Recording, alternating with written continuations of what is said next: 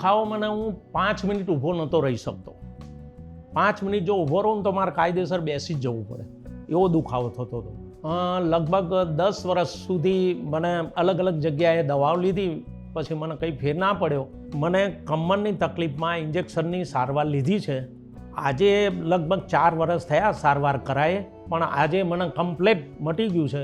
હું 2 કલાક 3 કલાક 4 કલાક ચાલી શકું છું, ઊભો રહી શકું છું, કોઈ તકલીફ નથી. બિલકુલ મટી ગયું 100%. સીડીઓ મારે 3 માળનું મકાન છે, રોજ 10 વખત સીડી ચડું છું, ઉતરું છું, કોઈ તકલીફ નહીં. મારું નામ ગોવિંદભાઈ ડાયાભાઈ ભરવાડ. મારી ઉંમર અત્યારે 62 છે. મારું મૂળ વતન સરખેજ થાય અને હું હાલમાં અહીં વાસણા ગુપ્તાનગર રહું છું. દુખાવો મને હું 5 મિનિટ ઊભો નહોતો રહી શકતો. 5 મિનિટ જો ઊભો રહું ને તો મારે કાયદેસર બેસી જ જવું પડે, એવો દુખાવો થતો હતો. લગભગ 10 વર્ષ સુધી મને અલગ અલગ જગ્યાએ દવાઓ લીધી, પછી મને કંઈ ફેર ના પડ્યો.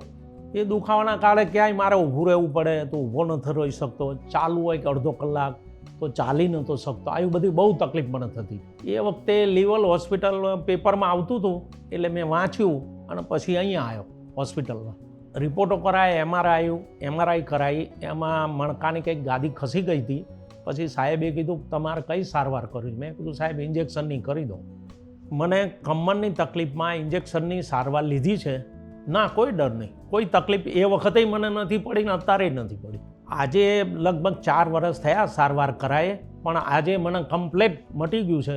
હું 2 કલાક 3 કલાક 4 કલાક ચાલી શકું છું, ઊભો રહી શકું છું, કોઈ તકલીફ નથી. બિલકુલ મટી ગયું 100%. સીડીઓ મારે 3 માળનું મકાન છે, રોજ 10 વખત સીડી ચડું છું, ઉતરું છું, કોઈ તકલીફ નહીં. મારા જેવી જો કોઈને તકલીફ હોય તો હું જે કંઈ બોલું એ ખરેખર આ બેસ્ટ સારવાર છે. કાયમની જે દવાઓ લો છો એ દવાથી તમને રાહત થાય પણ બિલકુલ મટે નહીં, સમજ્યા? એના કરતાં ડૉક્ટરની સલાહ લઈ અને આ ઇન્જેક્શનની સારવાર લો. મારી સલાહ એવી છે, કાયમનો દુખાવો તમને મટી જશે અને ગોળીઓ દવા લેવી નહીં પડે. મને જે સારવાર મેં અહીંયા લીધી અને મને બિલકુલ મટી ગયું, એટલે મારા બેન પડી ગયા તો એમને જ તકલીફ થઈ, એટલે હું એમને અહીં આ જ સારવાર લેવા માટે આવ્યો છું લઈ.